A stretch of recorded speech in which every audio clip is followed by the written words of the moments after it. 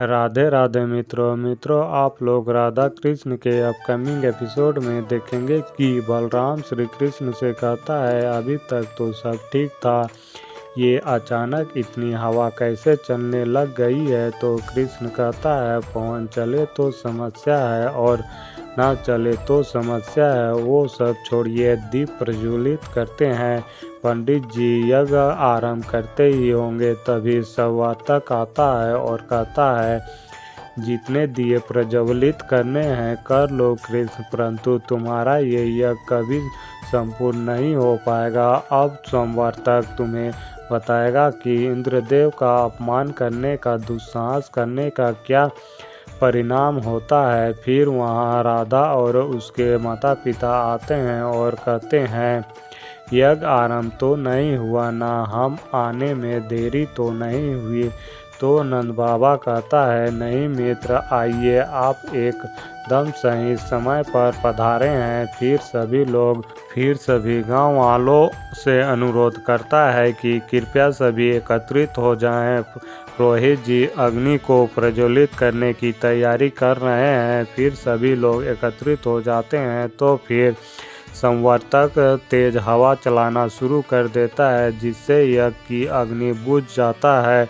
तो यशोदा मैया कहती है पुरोहित जी अचानक यज्ञ की अग्नि कैसे बुझ गई, ये सब होना घोर अपशगुन है, यही ये इंद्रदेव का प्रकोप तो नहीं।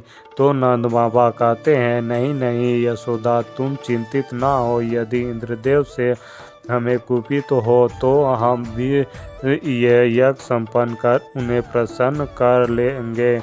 आप सभी यहाँ निकट आ जाइए, यदि वायु का तीव्र झोंका आए भी तो ये हमारी यज्ञ अग्नि बुझ ना पाए। फिर राधा की माँ हाथ जोड़कर कहती है हे ईश्वर, अब कुछ भी अपशगुन ना हो, ये यज्ञ विधि विधान से पूर्ण हो जाए। फिर पुरोहित जी यज्ञ में अग्नि प्रज्वलित करने लगते हैं। तो संवर्तक कहता है वृंदावन वासियों, संवर्तक की शक्तियों से प्रचलित होने का समय आ गया है। फिर बादल गरजने लगता है और वर्षा होने लगता है। तो राधा की माँ कहती है ये क्या इतनी घनघोर बारिश, वो भी भीषण ऋतु में।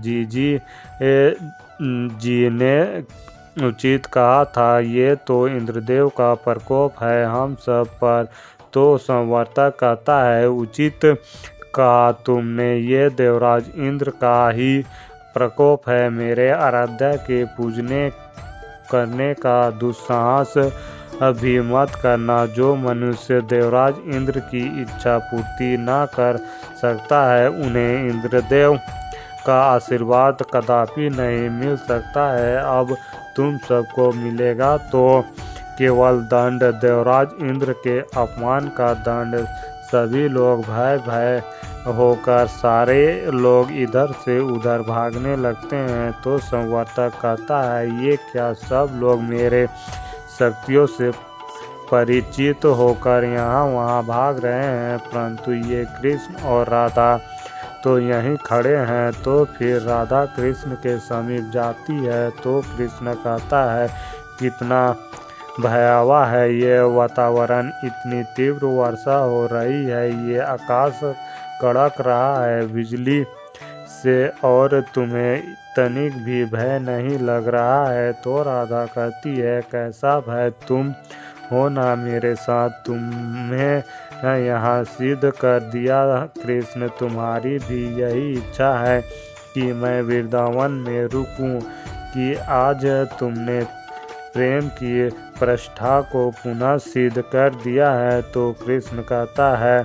किंतु इसमें मेरा क्या योगदान है, तो ये मात्र एक सहयोग है। तो राधा कहती है तुम अपनी बातों से अन्य लोगों को उलझा सकते हो किंतु मुझे नहीं, मैं तुम्हारी लीला से भली भांति परिचित हूँ।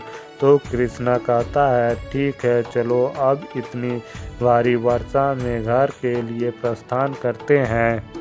इतनी वर्षा में तो तुम बरसाना नहीं लौट पाओगी। फिर राधा और कृष्ण घर की ओर जाने लगते हैं तो संवर्तक कहता है कि राधा तुमसे भयभीत नहीं है, अपितु ये कृष्णा की लीला का परिणाम है।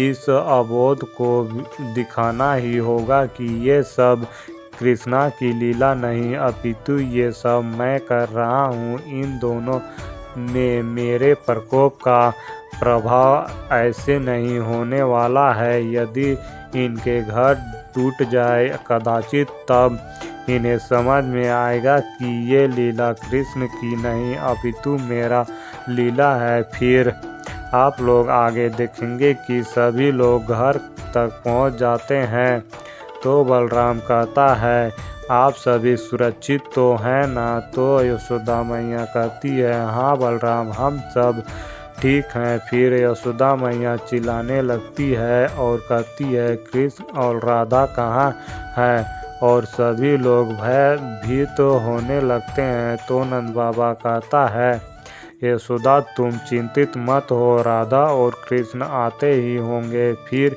गाय की चिल्लाने की आवाज़ आता है तो नंद बाबा बलराम से कहता है, बलराम तनिक देखो तो हमारे गैया सुरक्षित तो है ना? तो बलराम गैया को देखने जाता है तो जल का बाढ़ चारों ओर से भर जाता है। तो बलराम कहता है, बाबा इन्हें यहाँ से खोलकर शीघ्र अतिशीघ्र यहाँ से ले जाना होगा, सब जगह पानी भर गया है। तो नंद बाबा कहता है, मैं गायों को ले जाता हूँ, तुम गाँव वालों को देखो। फिर नंद बाबा सभी गायों को खोलकर घर ले आता है तो राधा के माँ और बाबा कहते हैं, गाय भी इस तूफान और वर्षा को सहन नहीं कर पा रहे हैं तो हम मनुष्य कैसे सहन कर पाएंगे? ऐसी तीव्र वर्षा में तो बरसाना जाना असंभव है। तो यशोदा मैया कहती है, जब तक वर्षा थम नहीं जाता है तब तक आप सभी को यहीं रहना उचित होगा। तो कृतिका कहती है, हाँ जीजी, जब तक इंद्रदेव का प्रकोप शांत नहीं होता है तब तक हम यहाँ से बाहर नहीं निकल सकते हैं। तो मित्रों, इस वीडियो में इतना ही। मित्रों, आप सभी को आगे और भी बहुत कुछ देखने को मिलेगा। तो मित्रों, जल्द मिलता हूँ और एक नए वीडियो के साथ। तब तक के लिए राधे राधे।